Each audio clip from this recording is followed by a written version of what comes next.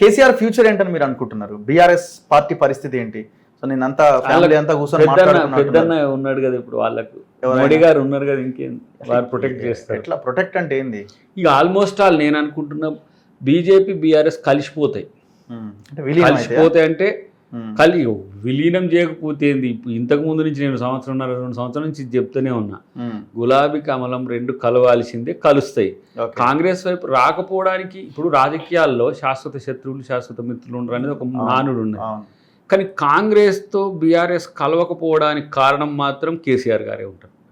ఎందుకు? అక్కడ పైన ఏఐసిసిలో బాగా హర్ట్ అయి ఉన్నారు వారితో. ఎందుకంటే విలీనం చేస్తామని ఎత్తుగడతో ముందుకొచ్చి తెలంగాణ ఇచ్చిన తర్వాత అనూహ్యంగా యూటర్న్ తీసుకొని కాంగ్రెస్ని బదనాం చేసి కాంగ్రెస్ని ఓడగొట్టి బీజేపీ వైపు పోయి కాంగ్రెస్ని మొత్తం ఇక్కడ డిమాలిష్ చేసిండు కదా ఒక రకంగా. మళ్ళీ కార్యకర్తలు నాయకులు అందరు కలిస్తే ప్రజా సంఘాలు మీలాంటి వాళ్ళు అందరూ కూడా వేది సహాయపడడం వల్ల ఇలా కాంగ్రెస్ ఇక్కడ వచ్చింది. లేకపోతే వాళ్ళు వేసిన పన్నాగంలో కాంగ్రెస్ బతికిబట్టగట్టే పరిస్థితి లేదు ఇక్కడ.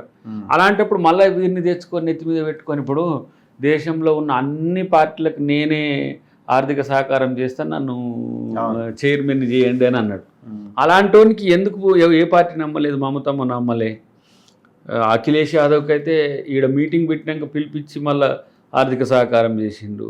తర్వాత నవీన్ పట్నాయక్, ఇట్లా మీరు శరద్ పవార్ గారు వారి దగ్గరికి ఉంటారు, ఎవ్వరు కూడా వారిని నమ్మలే.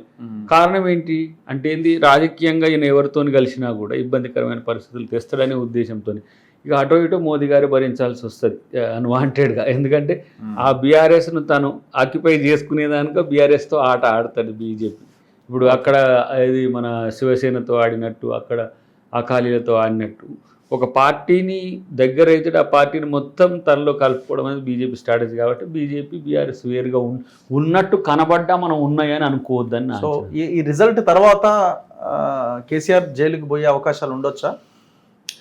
అది దాంట్లో ప్రాసిక్యూషన్స్ ఏం తేలుతాయో తెలియదేముంది, ఉన్నదేనే అంత కనబడుతున్నా ఉంటే ఎవరైనా ఆ తరహా ఆలోచన అంత కఠినంగా ఉంటారా అని.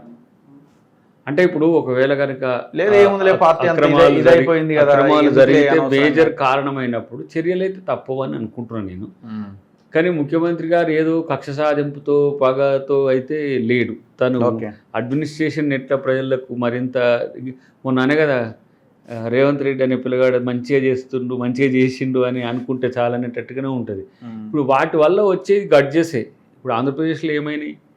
ఒకరి మీద ఒకరు జైళ్ళు కక్షలు ఇట్లా వచ్చినాయి. కానీ ఇక్కడ నిజంగా కానీ అడ్మినిస్ట్రేషన్ మిస్యూజ్ చేసి చాలా ఇబ్బందులు పెడితే మాత్రం దాని విషయంలో మరి ఆలోచన ఉండొచ్చు. కానీ నాకు తెలిసి అయితే అంత ప్రతీకారేచ్ఛతో మాత్రం ముఖ్యమంత్రి గారు ఉన్నట్టు కనబడుతుంది.